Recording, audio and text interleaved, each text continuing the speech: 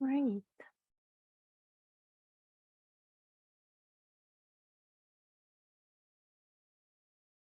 Yes, I think we can start. We have a very full program today, so I don't want to waste any time. I would like to welcome you to this third webinar in a series of four. We are trying to find answers to two essential questions when it comes to MHPSS services. It's, are we doing the right things and are we doing them right? In the first two webinars, we spoke about assessments and about the cultural adaptation of our tools and methods. And today's webinar is dedicated to monitoring and evaluation. My name is Monia Ebersold. I'm a program manager at the Swiss Red Cross, and I'm co-leading a working group under the MHPSS roadmap together with Sarah Kate van der Veld from the ICRC PS Center.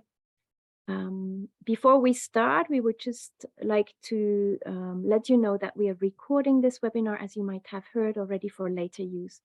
So in case you don't want to be shown or recognized, just turn off your camera.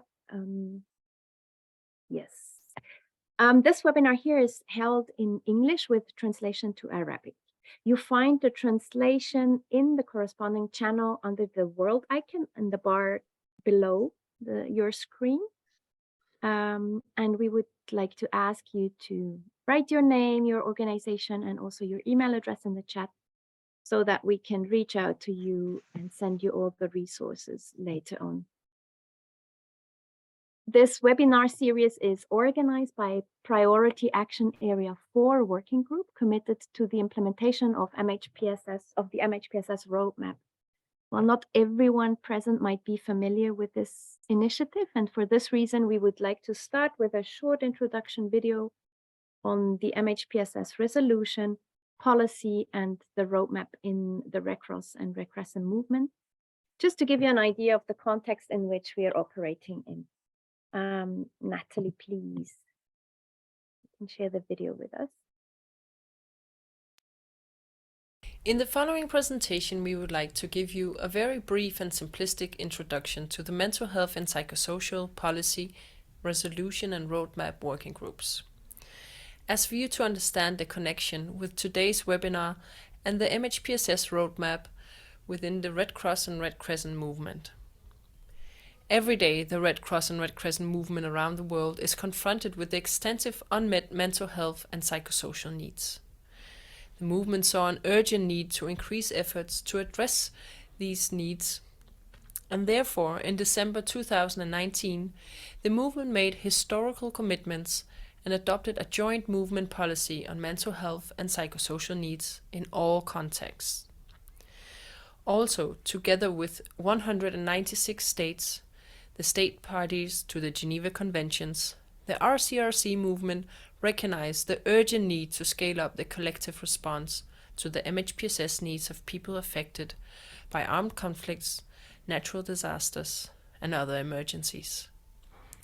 Turning our attention back to the MHPSS policy, its aim was also to contribute to an enhanced ICRC movement response by providing overall guidance to national societies, the IFRC and the ICRC on how to build a more harmonized, integrated, contextually appropriate and holistic response to MHPSS. With the policy, a roadmap document followed, highlighting 6 priority action areas on addressing mental health and psychosocial needs. The roadmap sets out a strategic and coordinated approach in terms of the activities to be carried out individually by national societies, the IFRC and the ICRC, and activities to be carried out together. The ICRC and the IFRC and a group of national societies have supported and coordinated the rollout of the roadmap since 2020 by, for example, creating 5 working groups. These groups were officially formed based on the priority action area thematics. Working Group 1. Achieve a basic level of MHPSS across sectors. Working Group 2. Reinforce the movement's MHPSS collaboration. Working Group 3. Promote the MHPSS well-being of staff and volunteers. Working Group 4. demonstrate the impact of MHPSS interventions. Working Group 5, strengthen the advocacy for mental health and resource mobilization. For this webinar series, a number of national societies engaged in Working Group 4 have come together to showcase good practices from national societies and to highlight various aspects of monitoring and evaluation and research. The working groups are a unique space for various ICRC movement actors to exchange experiences and work jointly toward the implementation of the MHPSS commitments. The working groups continue to rely on the participation of national societies. For these groups to remain relevant, it is necessary that the participants from national societies represent all regions and all levels of MHPSS experience. Come and join the working group efforts to ensure your region's voice and experiences are being heard and represented in 2023 and beyond. Thank you for listening and enjoy the remaining of the webinar. A big thanks to Natalie and Veronica from the ICRC PS Center who created this introductory video for us. As you have heard, the aim of our working group, number 4, is to strengthen the evidence of our MHPSS services, as this helps us improve the efficiency but also effectiveness of MHPSS services, and thus allows us to reach more people with appropriate mental health and psychosocial support. Now, I would like to hand over to our host of this webinar, Rebecca Horan. Rebecca is a psychologist by training, and since 2003 has worked as a community-based psychosocial specialist in humanitarian settings across the world, primarily with people affected by conflict and displacement. Her work has included research, assessments, and evaluations, and capacity strengthening initiatives such as training, coaching, and mentoring. And she's been working also directly with organizations to integrate psychosocial approaches to their programs in various sectors. She's currently working part-time as a psychosocial practitioner for the British Red Cross and for the ISAC MHPSS Monitoring and Evaluation Global Health Desk. She's also a senior research fellow with the Institute for Global Health and Development at Queen's Margaret University in Edinburgh, UK. Wow, what a stunning profile. Thank you for leading us through this series of webinars, Rebecca. I hand over to you. Thank you very much, Monia, and it's a real pleasure to be here. It's good to see some familiar names from the last 2 webinars, and I'm really looking forward to today's, focusing on evaluation. I know it's such a challenge for so many organisations, both within the movement and outside, so it will be great to hear from our 2 colleagues from 2 different national societies about their experiences. So just to let you know how things will work over the next 90 minutes, we're going to have 2 presentations. After each one, we'll have a very short time, just if there are particular clarifications on that presentation, but we will have more time towards the end of our 90 minutes to have a panel discussion where we can discuss some of the tricky, challenging, interesting issues that are raised by our 2 presenters. So what we'd like you to do is to post questions as we go along at any point in the chat.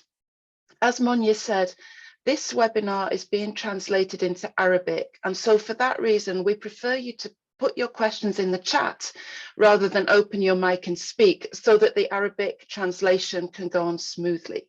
But please do that at any time. We'll be collecting your questions and we'll come to them at the end of the session.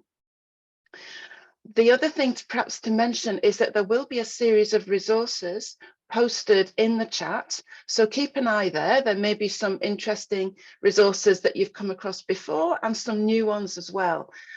So I think Monia will be posting those as we go along. I think that's all I need to say.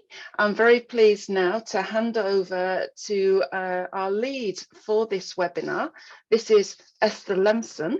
She's worked for several humanitarian organisations in the Middle East before ending up back in her home country in the Netherlands. In Syria, she worked on long-term impact monitoring after humanitarian demining operations, and also behavioural change after education sessions for communities. Esther now works for the Netherlands Red Cross on monitoring and evaluation of the domestic programme. So over to you, Esther. Thank you, Rebecca. I hope everyone hears me well. All right, so monitoring and evaluation for MHPSS interventions. I'm gonna just quickly in the next 10 to 15 minutes run you through an introduction on PMER is more so than M&E only, but I want to start with an introduction on why is it important to actually do M&E. Well, you see this picture, and what I always ask colleagues who I train is, do you think this intervention is effective? Now, what you see is an innovative water pump that was invented in 1989 by a water engineer in South Africa. And then it was modified and popularized by a marketeer. So what happens is that the children go around the pump and then it creates water for the community, right?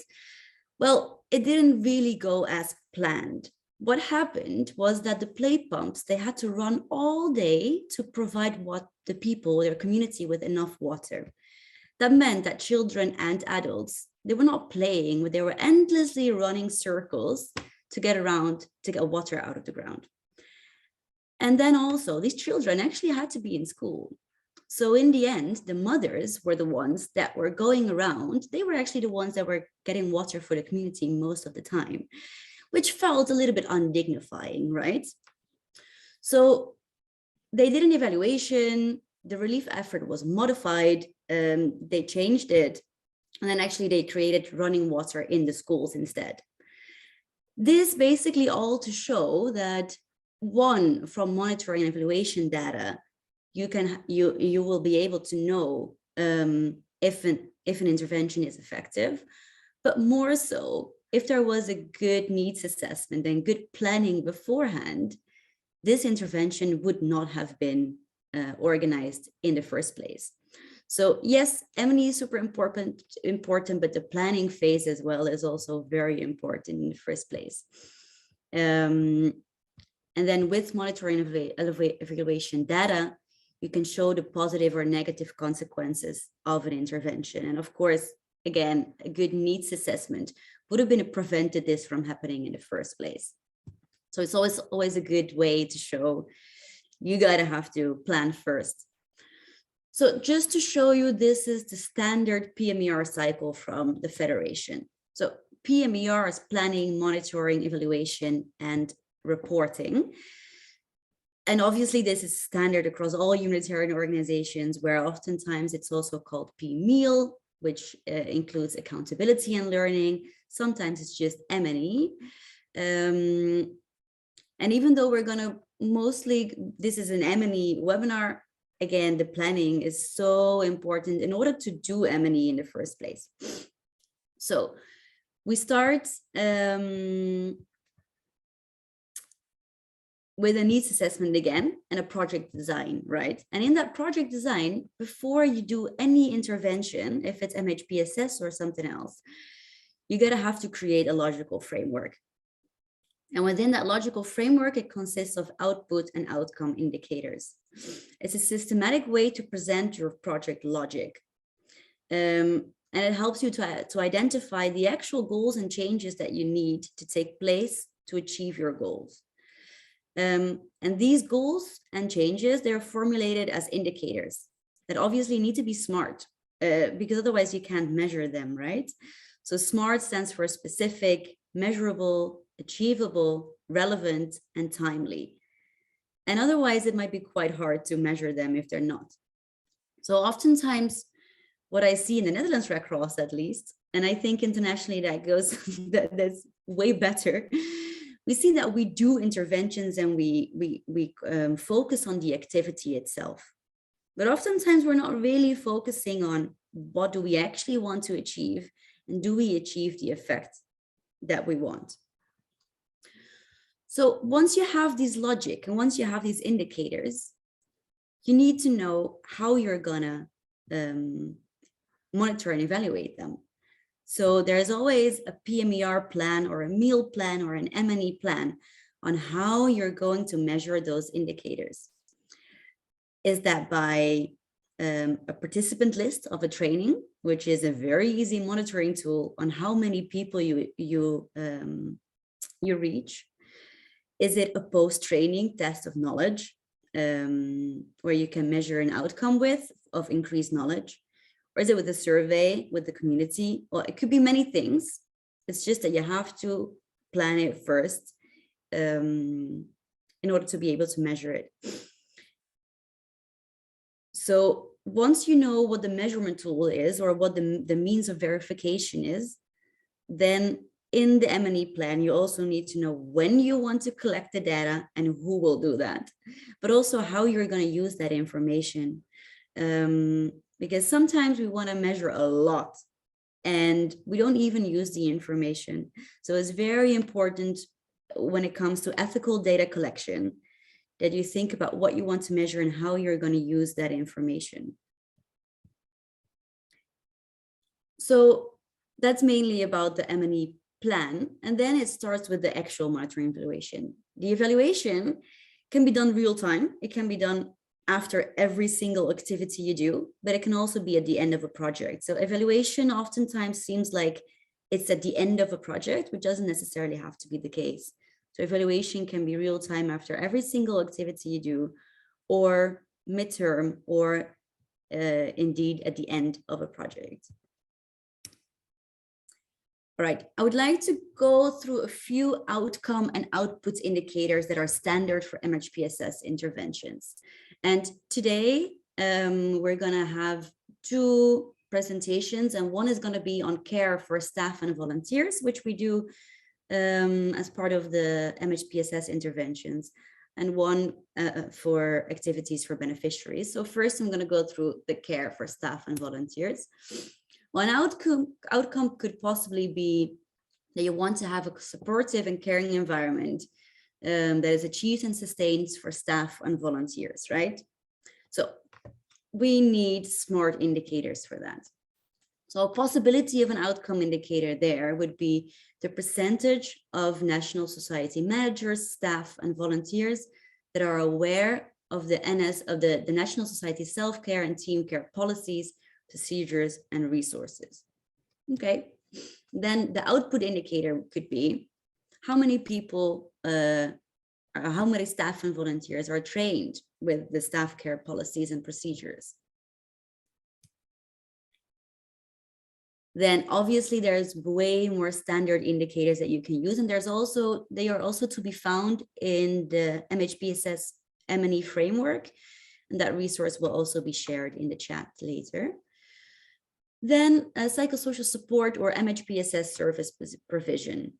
There are different standard indicators that you can use also for that. So the outcome here could be the target population achieves and sustains personal and interpersonal well-being and capacity.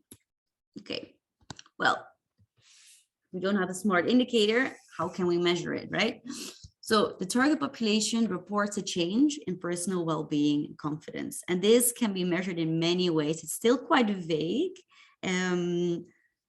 So this would really have to be thought out, like how can you actually answer a question that within a specific questionnaires, for example. And we'll also talked in the first webinar about cultural adaptation of questions. Well, obviously for some cultures, it could be quite difficult about talking about their mental health. For some of it would not.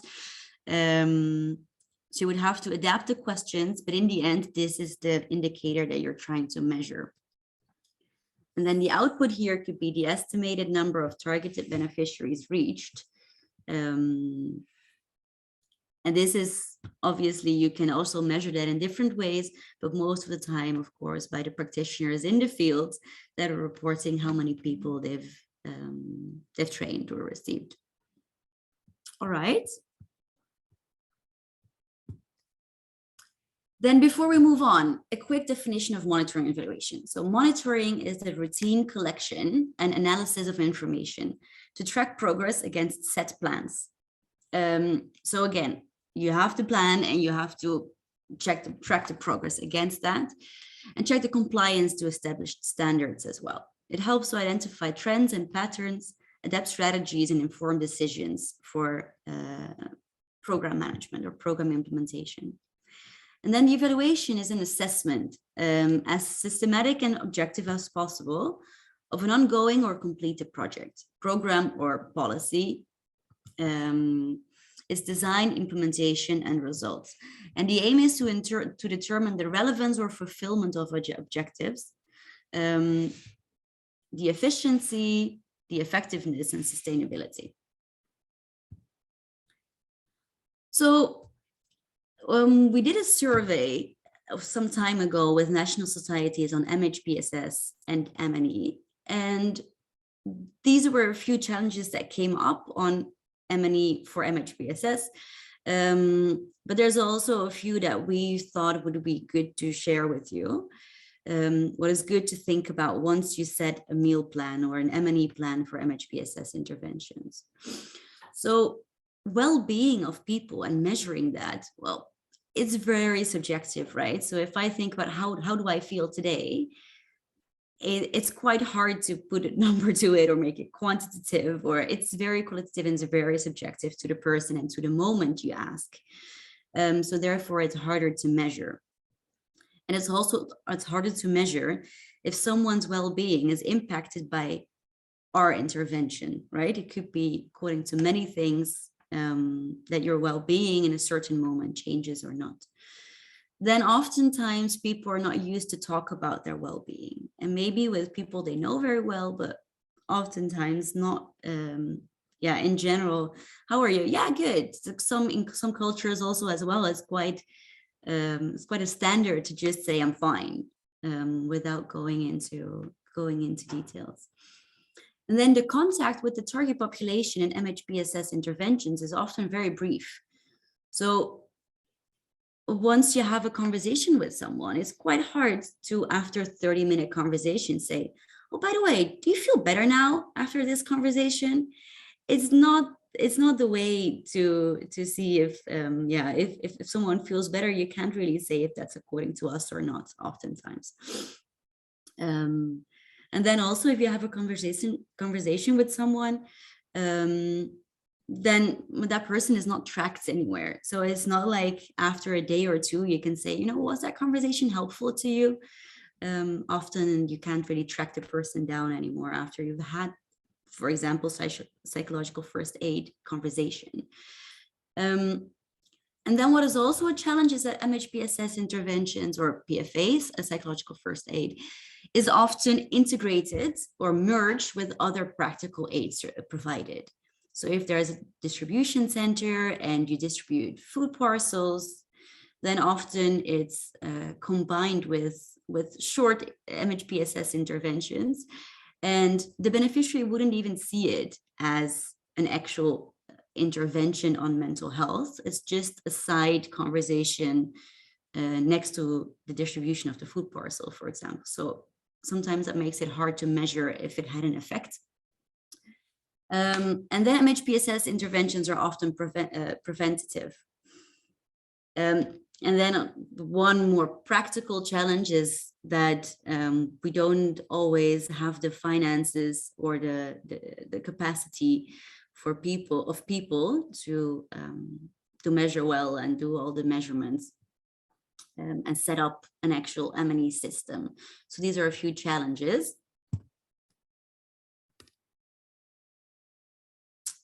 All right. Then quickly, what is the importance then of relevance of M&E? So what we want to know is what the project intends to change, who's benefiting of that. Is the project even on track against the set indicators or the set targets we did? How do I know if there's something wrong? What do I need to do to adjust or to improve it? And how do I know if it's actually bringing the change that I want? So you need M&E in order to answer all these questions. But also what is also super important is to be accountable to all internal and external stakeholders, of course. That's it from my side, Rebecca. So I hand over back to you. I hope that was a quick introduction on the relevance of M&E. Thank you so much, Esther. It's great to have that overview definitions, the examples, to put what we're going to hear into context. And I'm sure many of us recognize some of those challenges that you talked about, but also it's great to end with the reminder of why we need to try to address those challenges and focus on improving monitoring and evaluation in our MHPSS projects. So I'm really pleased now that we're going to get to hear an example of this in relation to the effects of a project on volunteers in Lebanon. So we're hearing from Elie Sarkis, who works for ICRC in Lebanon. Elie is a clinical psychologist and a psychotherapist. He's a certified systemic therapist at the European Family Therapy Association, specialized in couples and families. So he's worked in a private clinic and humanitarian aid since 2012, and at the ICRC since 2015, with the families of the missing and with helpers more recently. So looking forward to this talk, and over to you, Elie. Good morning, everyone. Good morning, Rebecca. Thank you for the introduction. So yes, I've been working with the ICRC for the past 3 years almost. I hope everyone can hear me well, if someone can give me a sign. Been working with the ICRC since 2015 and with helpers more recently. The example I'm giving today is on the program of Help the Helpers being conducted in Lebanon. I will start with some contextualization at the beginning. The Help the Helpers in Lebanon works in volatile areas where we have a high frequency of critical incidents, such as healthcare workers working in danger, such as armed conflict or street violence, or simply events within the healthcare structures where healthcare workers are finding it difficult to work due to cumulative stress. Why is this relevant? Because research findings indicate a high percentage of healthcare workers suffering from conditions that are indicated by the tool we use in Lebanon, ProQol, Professional Quality of Life. These conditions are burnout, compassion fatigue, and secondary traumatic stress.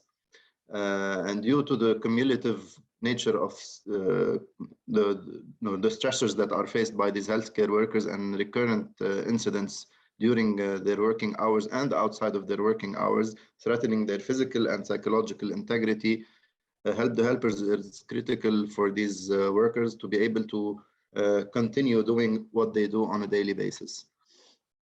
The objectives of the project, generally, it's to improve the professional quality of life of healthcare workers and build their resilience from the time of the workshop and on.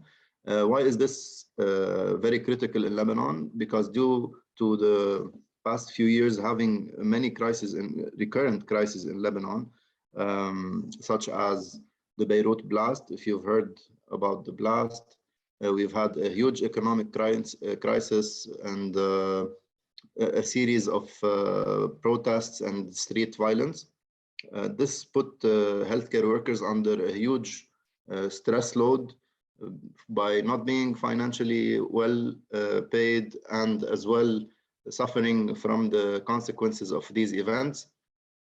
And we've been having a huge brain drain, as it is said. And that's why it's very important to maintain whatever quality healthcare workers, such as nurses, doctors, paramedics, we have right now in the field. How do we do this? We provide the healthcare workers an opportunity to process the impact of these stressors, whether work stress or personal life stress, on their well-being. We focus on how they can use a toolkit of coping strategies, of self-care strategies from their own history, from their own personality type and coping style, to be able to maintain their well-being and carry on into the future doing their role.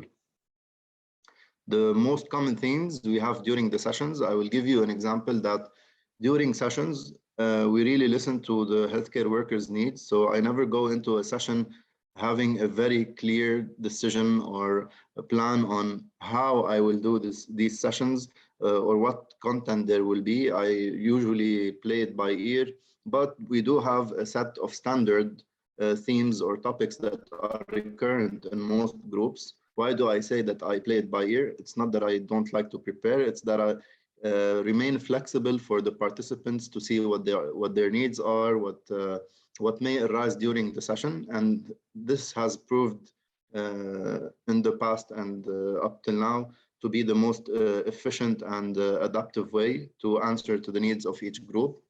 Each group will have a different set of needs based on this shared reality, excuse me, that they have of stressors linked to their role and context. So for example, if I'm working with a group of paramedics in a Palestinian camp, it will be different than if I'm working with a group of nurses working in Beirut during the blast or during COVID. Very different needs, varying needs. So the common themes that we have here are basic concepts of stress, such as what is stress, how can it be toxic, how is it acceptable, how can it be positive, how do they regain their sense of control after traumatic stress, and this feeling of having a feeling of security and safety. I try to educate them on burnout, compassion fatigue, and secondary traumatic stress. And I focus on these topics because it helps them identify and assess where they are, not only using the tools that we implement, but also themselves to be able to develop the self-awareness on where they are in relation to their mental health and work stress. Another very, very common topic is breaking out of victimhood and being a savior. Many of us, especially social workers, psychologists, well, anyone in the humanitarian field will recognize this, because a lot of us will go into this field trying to save everyone, not putting any real boundaries on to which extent we will go to help those we work with. And then eventually we reach this compassion fatigue, burnout, and secondary traumatic stress. So breaking out of victimhood is them understanding how they are limited in their capacity, whereas the needs are really endless, and so on. And finally, we close during the final session with a toolkit for stress management and self-care. This is an exercise that is done through a series of experiential exercises and discussions to develop an individualized toolkit for stress management and self-care for each participant. The subscales of the ProCall, the tool that we focus on using to assess the professional quality of life of participants. I say it's one of the tools because we also use the DAS, the depression and anxiety scale, the stress and anxiety scale. And we do use also the brief cope to identify their coping styles. So the subscales of ProCall are: 1, compassion satisfaction, and that's about the pleasure you derive from being able to do your work well. High scores on the scale represent a greater satisfaction related to your ability to be an effective caregiver in your job. Worldwide, most people will score somewhere, or 25% of people will score somewhere above 50, which is the middle score.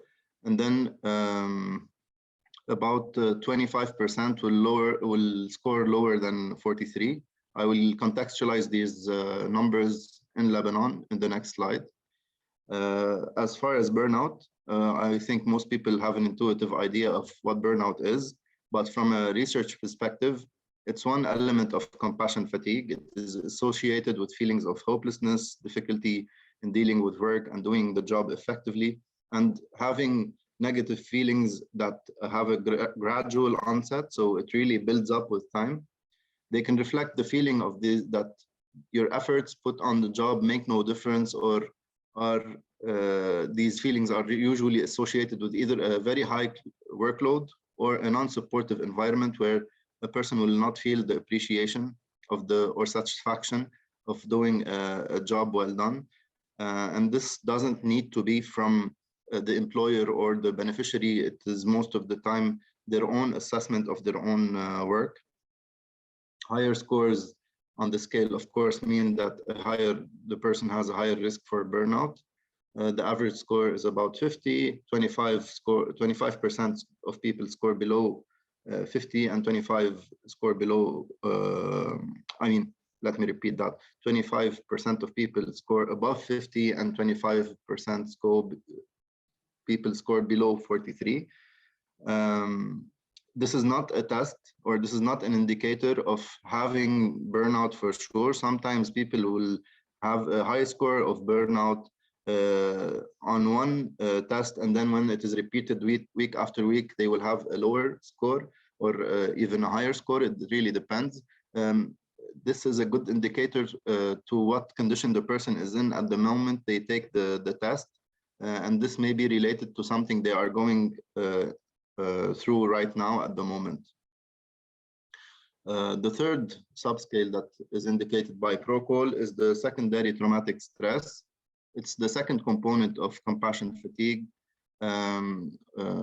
It is about your work-related secondary exposure to extremely and traumatically stressful events. Developing problems due to exposure to others' traumas is somewhat rare, but it does happen to many people who care for those who have experienced extremely or traumatically stressful events. Or in other words, it's when you are working on the job and you hear stories from the people you're working with, or you see the impact of the traumatic event that they have gone through. It's also commonly called vicarious traumatization. You may see or provide treatment to people who have experienced horrific events.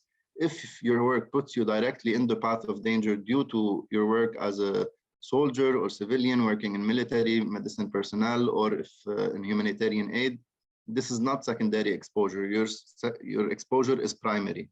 Secondary is when you are not the one who has been subject to the event itself, rather you received a person who has endured this situation and found themselves telling you what happened, or you found yourself seeing the impact of what happened. The symptoms of secondary traumatic stress are usually rapid in onset and associated with one particular event, and they will have very similar symptoms to PTSD, post-traumatic stress, or post-traumatic or acute stress disorder, where you find yourself imagining things related to the traumatic event happening or reoccurring to you. You find yourself avoiding things that remind you of the event. You find yourself very alert, and so on and so forth.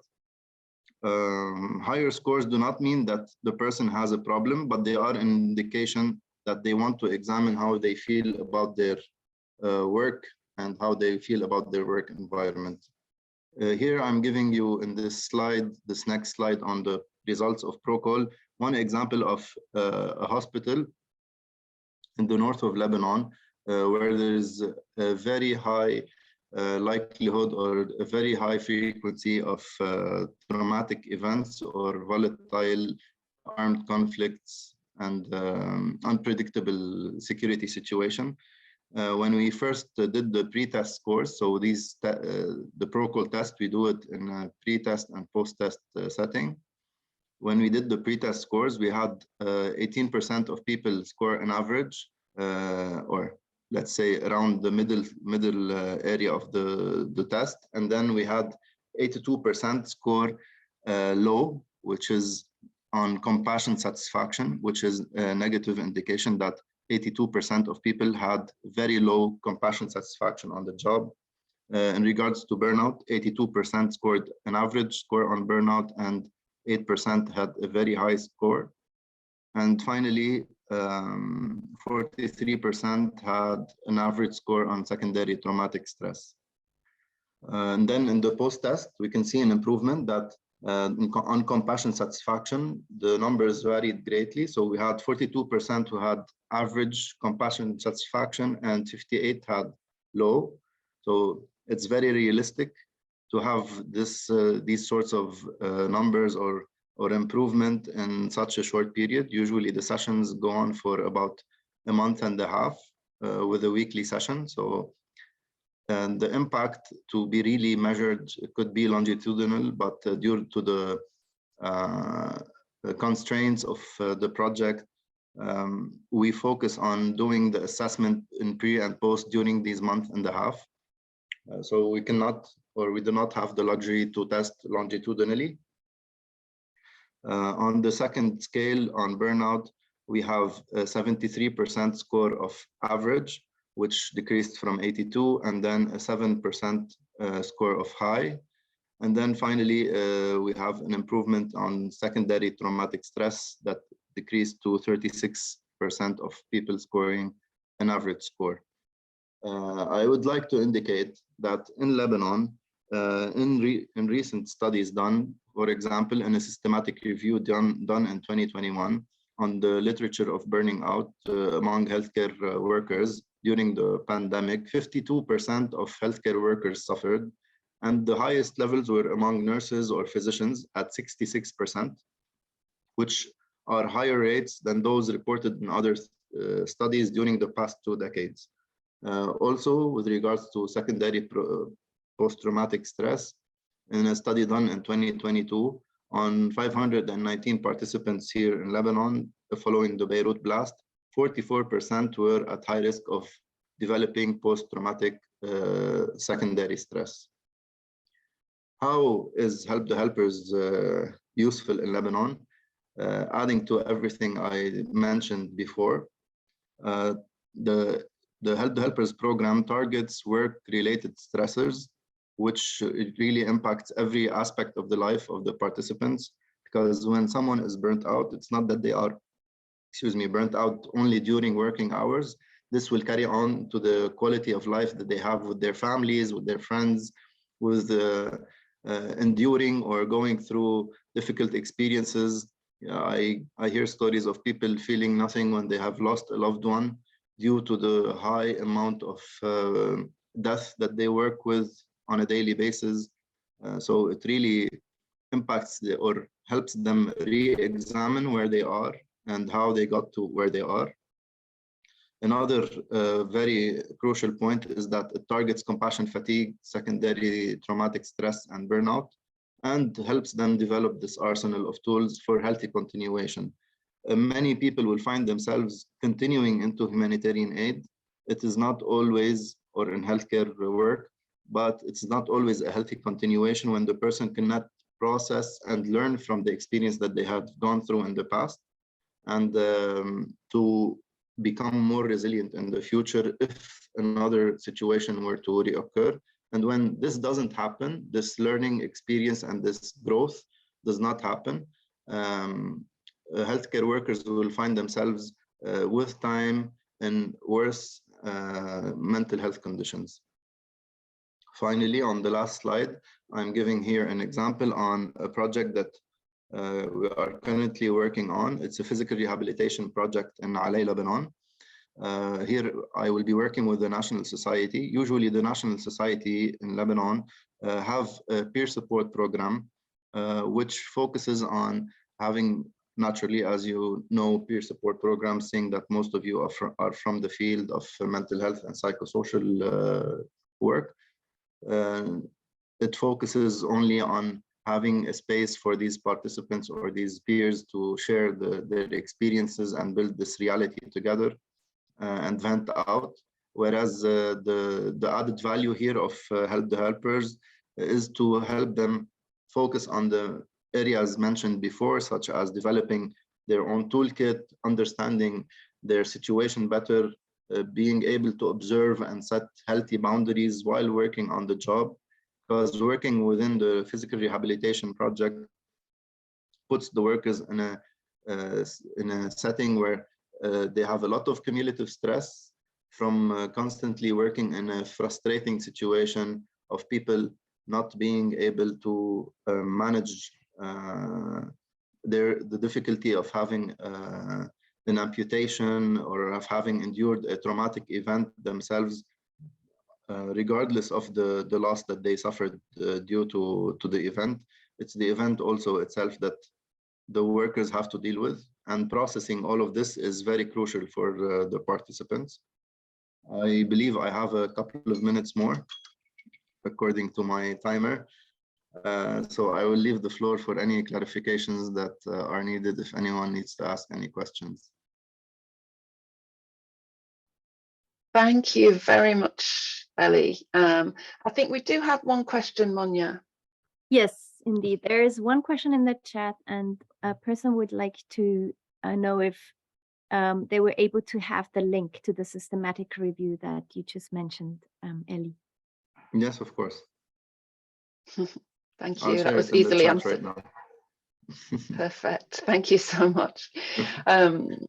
As we mentioned at the beginning, we are just having some specific questions, clarifications, and so on after each presentation, and we'll have more time for discussion after our second presentation. So please do, if what you've heard from Elie, this very interesting example of assessing the impact of a programme on volunteers, on healthcare workers, if that stimulated some thoughts either around the challenges or how it was done, perhaps thinking about how you might apply some of these ideas in your own setting, then please put those in the chat.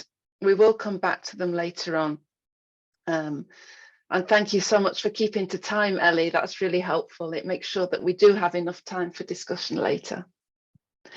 So, Rebecca, sorry, yes. just there was one other question, if it would be possible to share the slides of the presentations. And yes, we will share the slides with you, of course. You'll get all the slides and the recordings of this session. Sorry.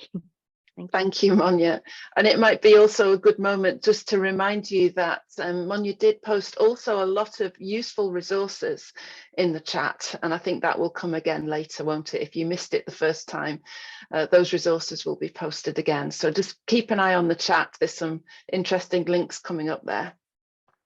Great, so thanks again, Elie, and we'll move on to our second presentation, which comes from the Australian Red Cross.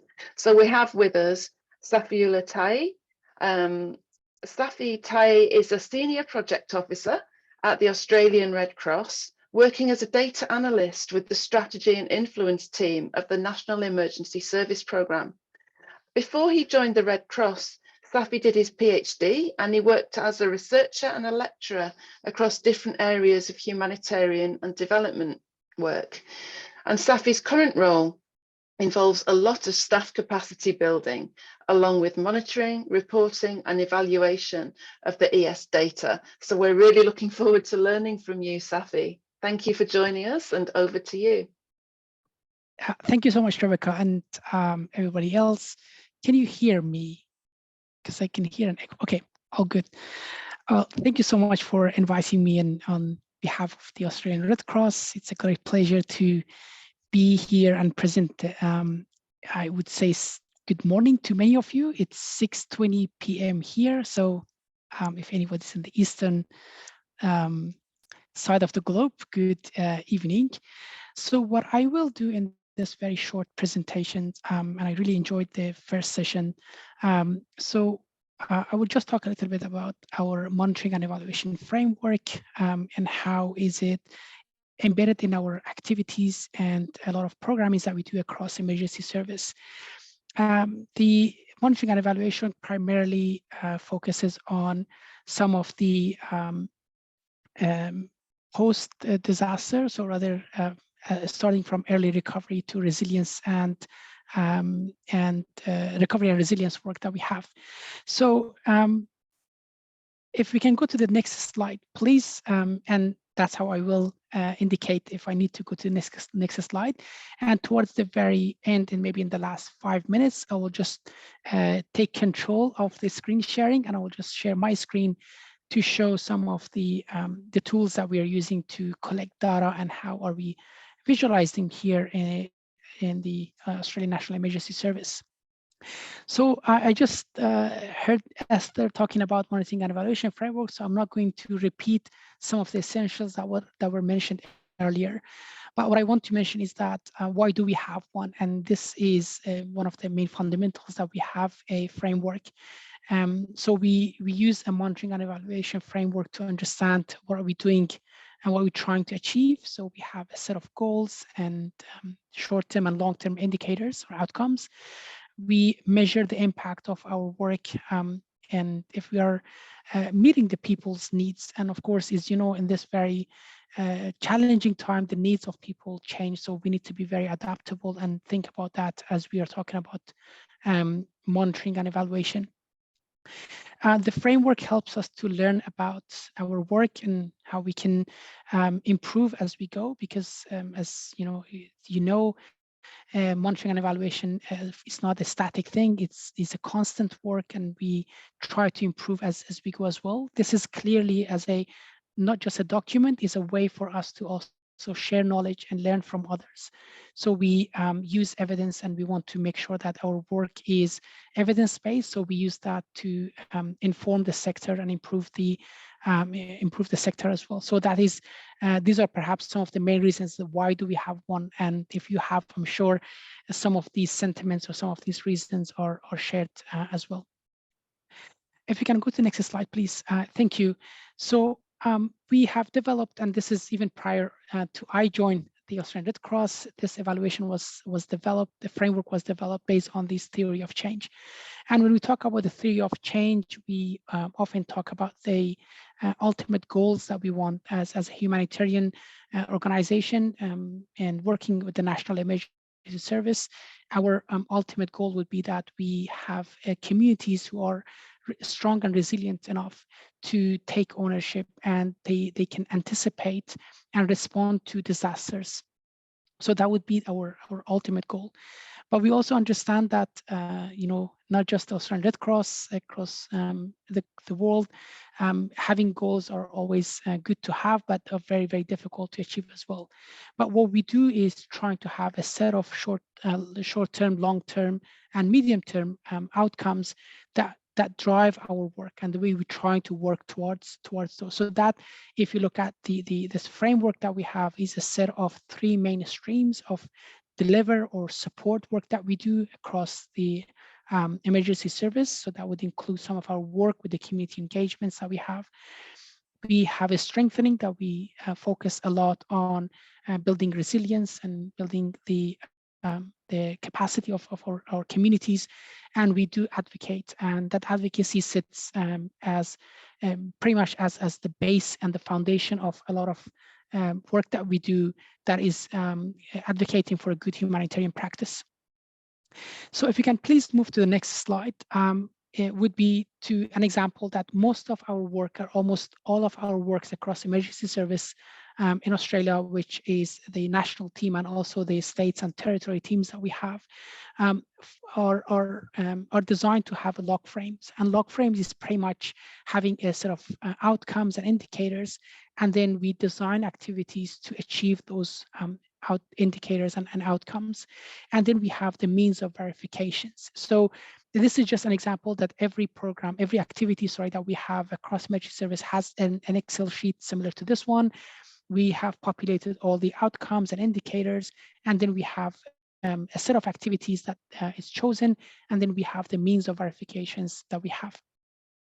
So the next slide, please, is just an example of when we put this monitoring and evaluation and the set of outcomes that we have, we look at the 3 main streams, as I mentioned earlier. So across support, we have very clear set of outcomes. There are at least 2 that contribute directly to that outcomes. Of course, there is an overlap, and there's always, that levels of, changes that happen between different outcomes. The way that we collaborate and we cooperate. So it's not set on a stone that whatever that we do across support are only following these or contributing towards these specific outcomes. But rather, these 2 are including contributing to people feeling calm, safe, and hopeful. Would be, for example, that would help us to measure how are we supporting our communities. And then towards that, we organize certain activities. So it would be for example, a community event.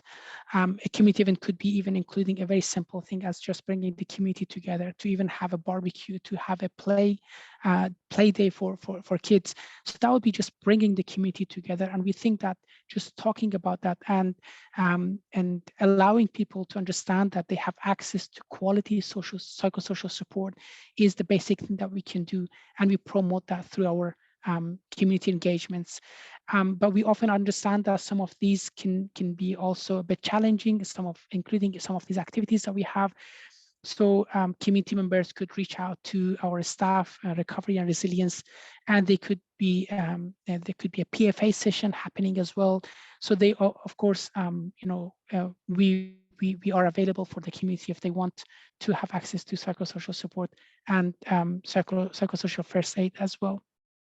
So that goes on across all the three main streams that we have. So I will provide an example perhaps, and that would hopefully help us to understand how are we really monitoring the activities, how are we collecting data, and then how are we visualizing them into this Power BI dashboard that we have. So in the next slide, you can see these are some of the data collection tools that we have, what we have across emergency service, and in that recovery and resilience space, and with a lot of BAU work that we do, we call it the emergency service activity data collection. And I will run through that shortly, which using a Kobo toolbox, and that is also used across the sector and across different countries. Kobo toolbox, we have designed these forms, and they are normally filled right after an activity finishes, but sometimes it could be just a bit of delays as well due to the schedule of staffs and how they work. But normally they are done within a week or maximum 2 weeks or a fortnight after an activity occurs. So there are a set of questions that they answer, including what was the activity, when did it happen, and questions basic about what event was that one. And we have a number of events that have occurred over the past couple of years in Australia. But that collects very basic level of information. What we also have, we call it an outcomes form.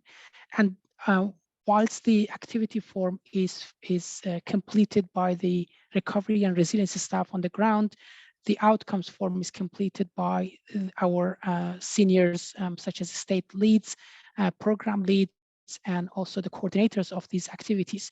So what will happen then is that as a team, the staff would sit together and entertain some of the activities that they did. They talk about them. But the question then is that how did these activities contribute to that outcome specifically? So we again go back to that monitoring and evaluation framework and the outcomes that we have. So let's say we have done community events, we have done trainings, and we facilitated workshops. So how did those activities contribute to these specific outcomes that we have? So then a form would be filled by these seniors, and as part of that, we ask a lot of qualitative questions. So please provide us evidence or a story to show that how did you contribute to that outcome, or how did your activities contribute to those outcomes. Another example that I thought would be interesting to put here, and just on this slide, is, for example, some of the activities that we have with the schools and with the school sessions that we provide. So Pillowcase is a very kind of evidence-based approach that we have, program that we have, activities that we run in the schools. And through that, we provide informations. We help students to understand about disasters, about the impact of disasters, on psychosocial impact of disasters. And there's a lot of agencies in children, so we often tap on those resources to see how do they cope. But of course, it's also a way for us to understand how did even the teachers understood the session to be. So we ask the teachers to fill up a survey form, and then we ask a few questions at how do you think the students understood? From your understanding, how did the information, how was the information provided to the students? What do they think? So this is constantly helping us in improving our programming. So if you can go to the next slide, please. So this is just a basic demonstrations of what we have. So the Kobo form, what we call the activity form, the Power BI dashboard that we have, and of course we have what we call it a community sentiment summaries. So with the form, we collect a lot of quantitative data, a lot of numbers. We look at the impacts, we look at that relationship, but we also collect a couple of we have a couple of questions that we collect qualitative data as well, including what were some of the sentiments that were shared or observed in the community. So if I can just take over for a couple of seconds, would that be possible? Just to share my screen and go through the form and the dashboard that we have. Okay, thank you, sir. So I am going to share my screen, and please let me know if it is, it's okay? Is okay now? Great. So this is what we have. Sorry, not this one. This is our activity form. We have learned from a year of practice and going through a lot of data that we received. So we last year in 2022, we had nearly 3,600 activities were submitted through this form. And through that, we learned a lot of lessons, and part of that was actually how we ask questions. So we used to previously ask the question like, what did you do? What was the activity?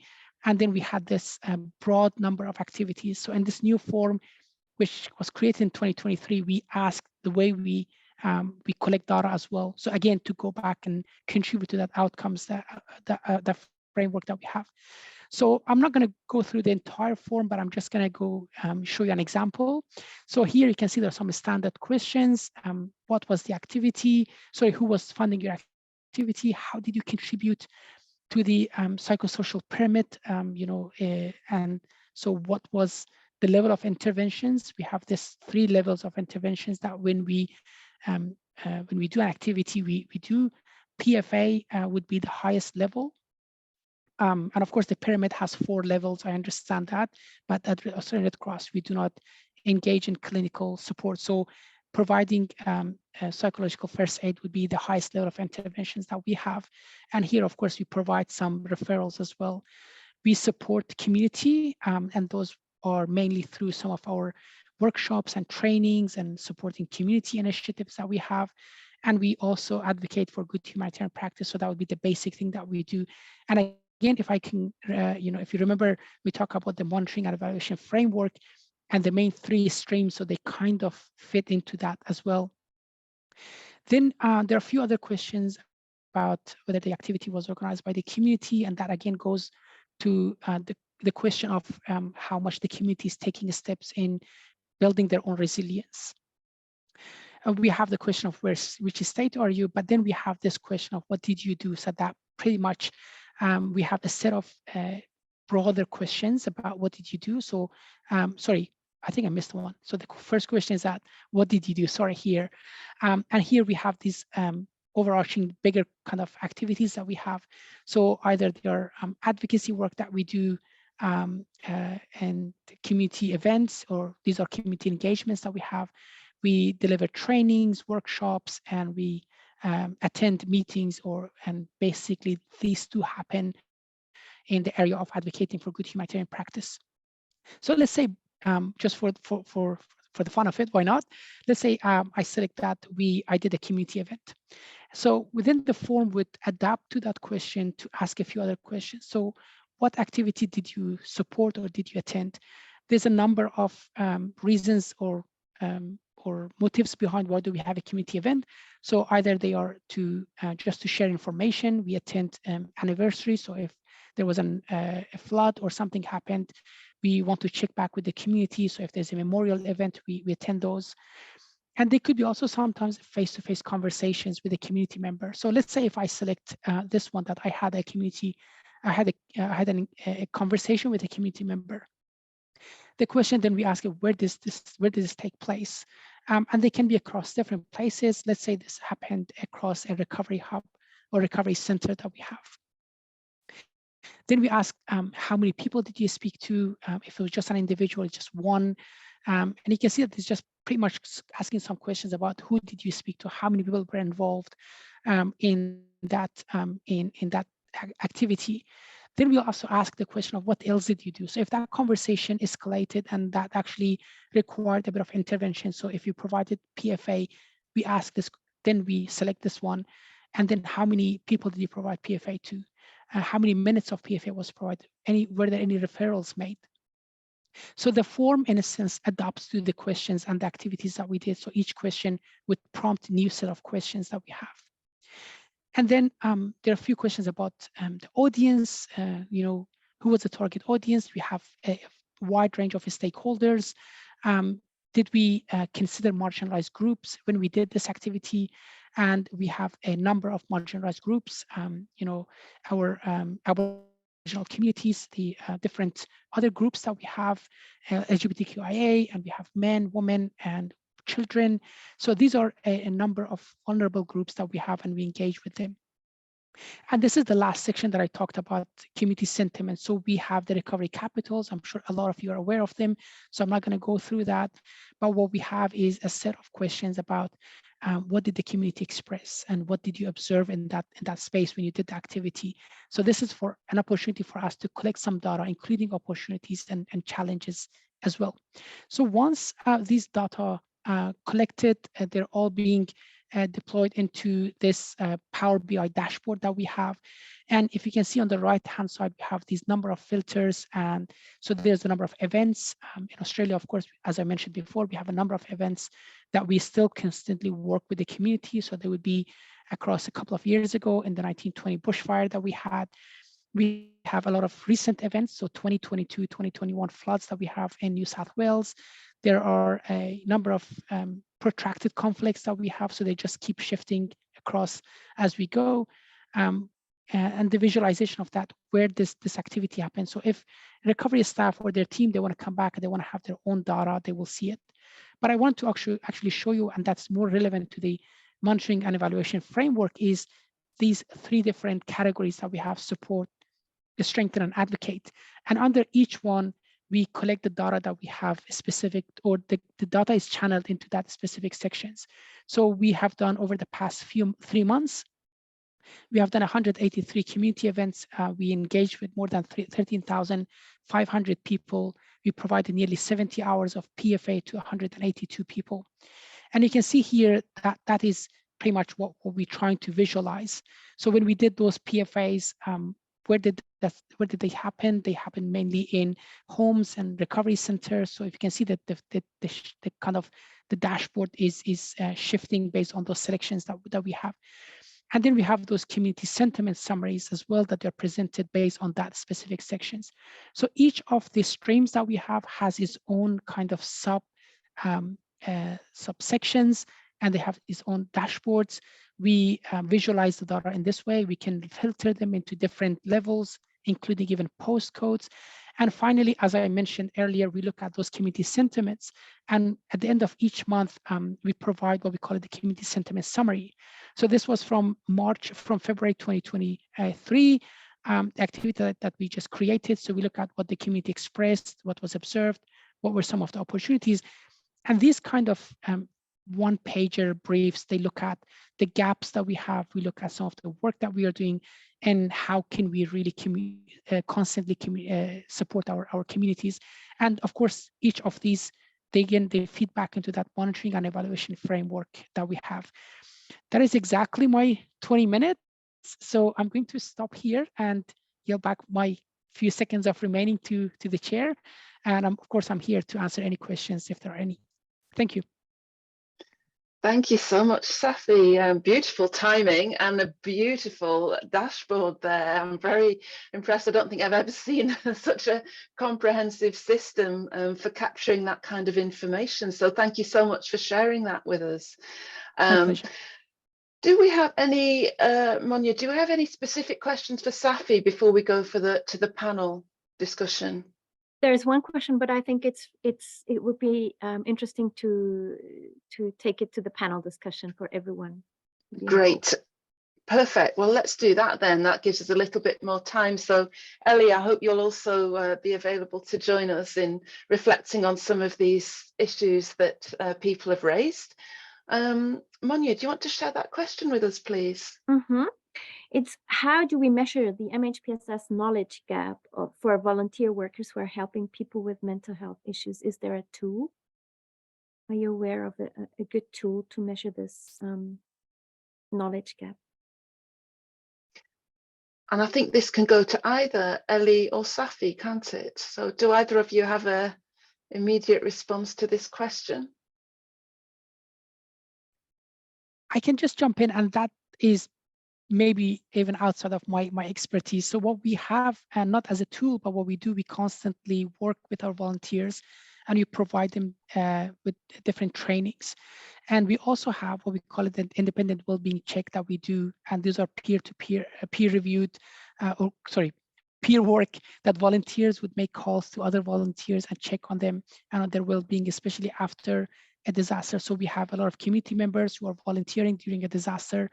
And then in post-disasters, even sometimes after that, then we have these other volunteers who they call them and they check on them. So it's not a specific tool, but it's also mechanisms that we have to make sure that those volunteers who are involved, there is a bit of support that we can provide to them as well. But we also provide a lot of trainings and a lot of workshops for our volunteers as well. I hope that kind of answered the question. Yeah, thank you. And with those events that you're talking about, do you assess the impact of them on the volunteers? We do assess the impacts differently. So we have, with a lot of activities that we do, we have, of course, an evaluation of that one. And then we have an independent, an external even body that they would run these evaluations. So they would be, again, going back to and talking to these volunteers and trying to understand that even the trainings that we have had, how helpful were them to the volunteers as well. So there's just a different levels and different layers in which we engage with volunteers to make sure that that the work that we do is measured, and the way that we engage with them is supporting them. Great, thank you, Safi. Elie, do you have any reflections on this question? From my perspective, it really differs from one context to the other of what the volunteer workers are doing with these people they're helping. So from my experience, I usually do this assessment based on where I am working and what is expected of these volunteer workers. And when we do deliver the Help the Helpers program, which has one aspect that develops the participants' capacity to contain the reactions of the people they're working with. In other words, we develop their ability to have the proper reactions, the proper wording and approach to calm and contain the reactions of people they're working with, for them to be able to do their job. Eventually, it's not really to provide basic support. We don't expect them to be lay counselors or anything like that. It's just to allow them to do their job in a safe and calm manner.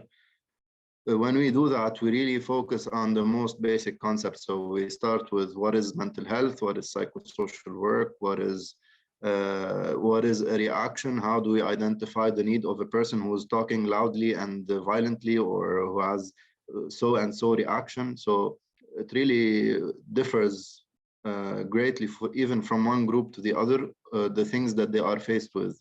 For example, one example I would say, paramedics face on a daily basis family members of the injured. If you have, for example, an accident on the street, the families or the relatives of someone who is injured on the street would need one sort of set of skills of de-escalation and containing the reactions, versus, for example, in another context, someone whose relative just passed away in the delivery ward, for example, in a hospital. It's a totally different approach and reaction and set of skills. And when we do measure the knowledge gap, it's really related to what is expected of them. So I wouldn't imagine there's a universal MHPSS knowledge gap tool to do such a thing. Thank you, guys. Thanks so much, Elie. And I think you're right. There is a huge difference across different contexts, isn't it, as in terms of the types of MHPSS knowledge that different groups need in order to do their work. So thanks for reminding us of that. We do have, I think, Monia, another question, do we? Yes, Miriam asks a question. There's a question for Safi, actually, from Miriam. She asks, how do you identify or develop corrective actions based on the issues or challenges raised in the data collection? And it may be that Elie also has some thoughts on this, because I think it's one of the things with evaluation, isn't it, that we don't just want to collect the data, we want to use it to improve our activities. So yeah, over to you first, Safi. Yeah, of course, and thanks for that question. So of course, the primary reason of having a monitoring and evaluation work is to make sure that our work is based on evidence. So when we identify those challenges that are either raised through the different means of data collection that we have, and sorry, I'm sitting in this room and the lights just went off. It did not recognize me as someone sitting here. The main reason for us doing the monitoring is to identify the gaps, and when we do the evaluation, we identify those gaps. So the correction process that we have is at the national team. We advise states leads and program leads that this needs your attention.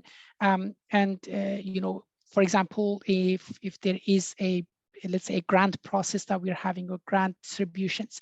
So within the evaluation, we look at that, and when retrospectively, we look at the workflow that we did. So they are all being evaluated by externals. So everything is triangulated as we have. So from the community, from the data, and from the experts' opinion that we have. And then we advise the groups on changing their policies. So overall, I mean, since I have joined, we haven't had really a major issue with a lot of activities that we do, because what we want to also have in our programming, we really listen to the communities as well.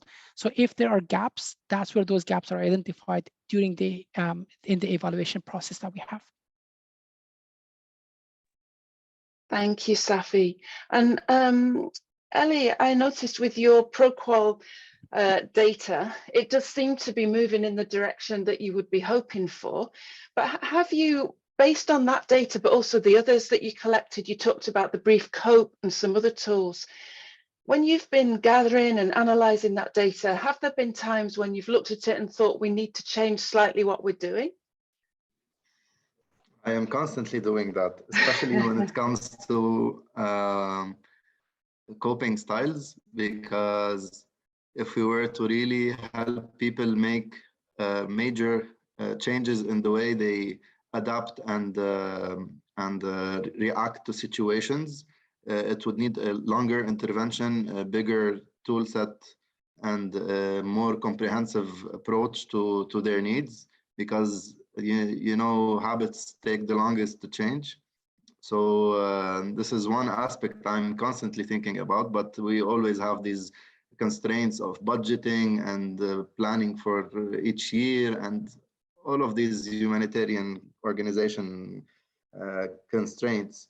Another thing I usually focus on when assessing is to see the percentage of people who generally improved, not necessarily the extent to which they improved, because it's not always a good indication, because change can take much longer time. So I see the limitations of the tools and how we use them, and would always like to extend that. One thing that is very important in regards to ProQual is focusing on contrasting the qualitative versus quantitative data. So I contrast what I see from the test results versus what I see as improvements in the groups. Sometimes people are able to verbalize and show improvement in ways that the test cannot show. So that also helps a lot in improving and adapting the interventions and the work done. Thank you. Thank you. I have a question that builds on that, but is there anything else, Monia, that other people have wanted to ask before I ask mine? No, you can go ahead. There's Milena that would like to say something too. Maybe she can open her mic later, but maybe you just go on with your question and then we give the space to Milena. Great, thank you. It's to do with the qualitative data that you mentioned, Elie, and also I noticed that you have that, Safi, too. And I think it's really important, isn't it? The numbers, the tools, the measurements tell us what happened, but it doesn't tell us why it happened or what that means. And the qualitative data is crucial for that reason, but it can also be quite challenging to analyze and to manage.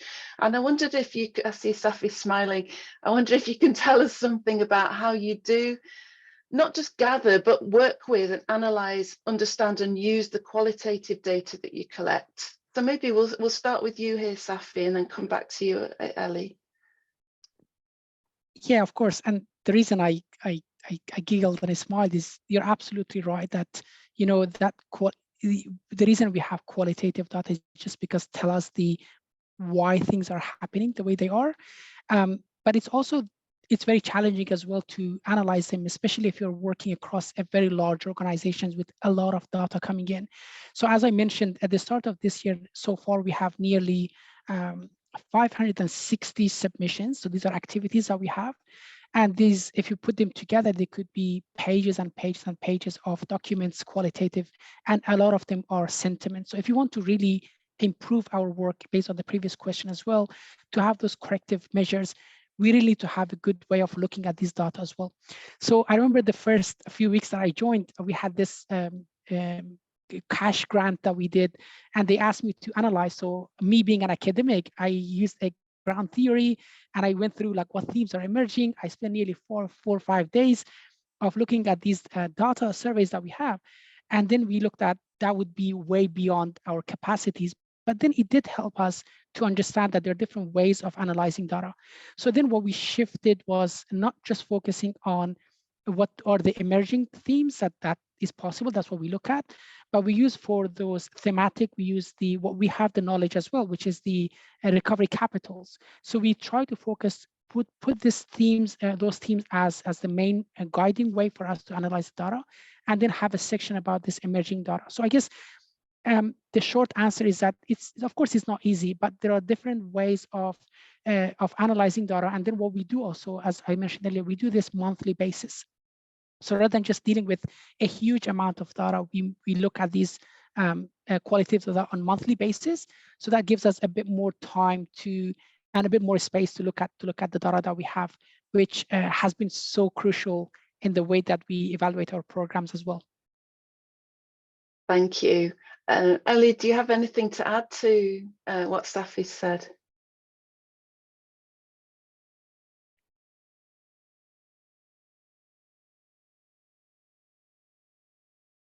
You look like you, no, you don't, okay. You're struggling to unmute. Thank you. I think we have a question that somebody wants to ask live, so should we go to that? Yes, actually it's Milena. We are very happy to have Milena Osorio here. Milena, you can maybe introduce yourself. She would like to link to what has been said to the policy framework. I think this is very important. So I think I can hand over to you directly, Milena. Thank you so much. Can you hear me and see me? Okay, great. So thank you so much. I think this has been really great, and thank you for the presentations, very insightful. So it's really impressive. I also think it's great that we are all together listening to all these different experiences and learning from each other, which is precisely right what we are aiming for, seeing how stronger we can be when we put all our heads and tools and things that we know how to do together. So it's really great. What I would like to say with regards to the framework is that listening to your presentations, I realized, and I know this policy document and the MHPSS pyramid of the policy document, sometimes it still feels a little foreign in terms of how do we use it practically. And I see even in your tools, you refer to the the IAS pyramid, right, which is normal. We use it a lot, the ISC. But however, I would like to take the opportunity to encourage you to actually look at that framework. And I think when we will do presentations like this in the future, and I don't mean here, but I mean when you talk to whoever, external actor, colleagues, volunteers and others, I think the policy pyramid framework, let's call it like that, can be very useful. And I would like to give you a couple of examples on how I saw the links were not done, but we could. One of them is in relation to the question about, very interesting, the knowledge gap in MHPSS. Now, how do we measure that? I think it's a very interesting question. And again, Elie, I think you mentioned a bit of this. There is, of course, a very important difference on what's the knowledge that we are expecting, depending on the layer of the pyramid that we are working. And I think that's very important because sometimes we have a lot of people, for example, volunteers telling us, well, if you expect us to become psychologists, we are never gonna go there, right? So again, I think we don't necessarily, if we are working on the lower layers of the pyramid, then we should say it so that we clearly know what are the expectations that we have, and therefore we are better able to analyze this gap. And we do not have misexpectation and don't confuse the people with things that we are not, that they assume we are looking for, but we are not. I think this is also important when we work in higher layers of the pyramid. And I think that colleagues of national societies and ICRC know this very well as well. Even in the higher levels, there are different levels. So if you are working with counselors, it's different than if you are working with psychologists or if you are working with mental health professionals. So again, the framework I think can be very useful to place well our activities and explain that. The second thing is the question about, for example, I wonder, no, we always said when we agree on with the policy, we said all of our movement components, right? The national societies, IFRC, the ICRC, we are not gonna do everything. We are gonna do what we know how to do, what we excel at doing in our level, right? But the framework has a sense because we also agree to say we want to look at the global picture of mental health, not only at the little bit we are doing. And this to me also opens up a question, which is even, for example, Safi, in your presentation, right? You are very clear saying we work on the lower levels. It's not our intention to get there, and that's fantastic. The question for me would be though, if you identify people in need of more, and this happens very often, right? What do we do with them? How do we identify them? And are we ready to refer them? And I would imagine, Safi, that you guys in the Australian Red Cross do this, but the issue is, are we able to put it into words when we are talking about our work so that even if we are not doing it, we include it so that other people see that we are having this global picture, even though we are saying, we stay here, but we identified people that may need more, and this is how we do it, and this is how we do it. So I think that's another interesting example. And finally, just to say, in terms of the Helpers program, I think Elie did an excellent presentation. Of course, I think you would notice all the talks on the ProCool and other tools are sometimes difficult if not everyone is familiar with the tools. They're actually not that difficult, but you need to dig into them, and it would be probably interesting that we look times to do that more with the national societies. But I want to say is, let's don't forget also and to mention, and this is again the framework and our lovely cycle outside the framework of how this also influences the environment and how are we influenced by the environment, in the sense that if our volunteers, staff, and I will go even farther, frontliners, first responders are properly supported, right? Then we also should mention very clearly that apart only from helping them, we are also having a positive impact in the people that are helping. And I think that as a Red Cross, Red Crescent movement is important to say, right? Of course, we are doing this for the volunteers and the first helpers, first liners that need support, of course, but it's also true that if they are well, and if they're better, and if they're stronger, and if they're more resilient, then they will also be able to provide the support that they do in a lot of more safety and impactful environment. So I think that's also something very important to add. So, sorry if I took a long time, but thank you so much. And thank you for giving me the opportunity to participate. Thank you. Thank you so much for your input, Milena. It's really valuable. I'll hand over to you, Monia, to close. Yes, thanks a lot. I'm mindful of time. I don't want to steal any time of your day. I just want to use the opportunity to really thank everyone participating in this webinar, also participating actively. A big thanks to Esther and Bava, who organized this webinar behind the scenes, and to Esther also for introducing us to the topic. For Rebecca for hosting us, and Elie and from Lebanon, and Safi from Australia for sharing their very rich experiences and learnings with us. It was great, and it was very interesting for us to listen to all your interventions.